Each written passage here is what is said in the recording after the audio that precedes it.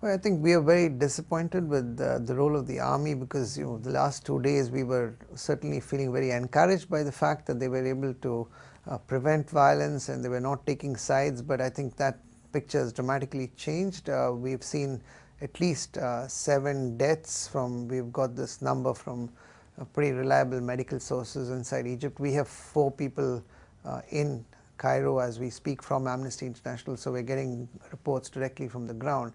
So really, we have to have we need a big change in the way the army and the security forces are operating. They have to stop violence. That's their job.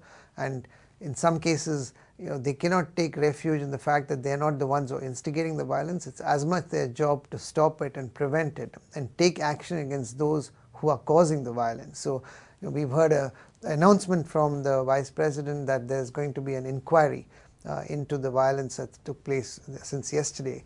But it seems totally bizarre, because on the one hand they're continuing the violence, on the other hand they're going to be investigating, because as far as we are concerned, a lot of the violence is clearly coming in from the pro-Mubarak forces, which are supported actively by the current regime.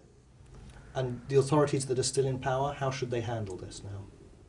I think our people on the ground, 2 of our staff are right now inside the headquarters of the major human rights group there, which is supporting the protesters, which is who are recording the violations, etc. So the security forces have literally surrounded them, and 2 of our own staff are on the ground. So the security forces and the current regime, what they need to do essentially is to, what they claim to be saying is that public order is at risk now, but they are the ones who are causing problems to the public order. So they just need to do what they're supposed to do, which is to maintain order and stop operating in a biased manner, because even a little bit of hope which the Egyptian people had, they're completely losing now, even with the army, and that's the worst possible scenario.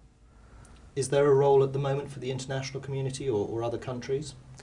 Yeah, I think those people are sitting on the fence, and there's quite a few of them still waiting to see which way the wind is blowing. I think they just need to come out clearly and loudly and tell the current regime that the only way to ensure stability is through protecting and promoting human rights. There's no other shortcut. It's not the other way around. And is there an Amnesty International message to the protesters? Well, we are with them. We are with those protesters who stand for human rights, who stand for the people of Egypt. We are with them.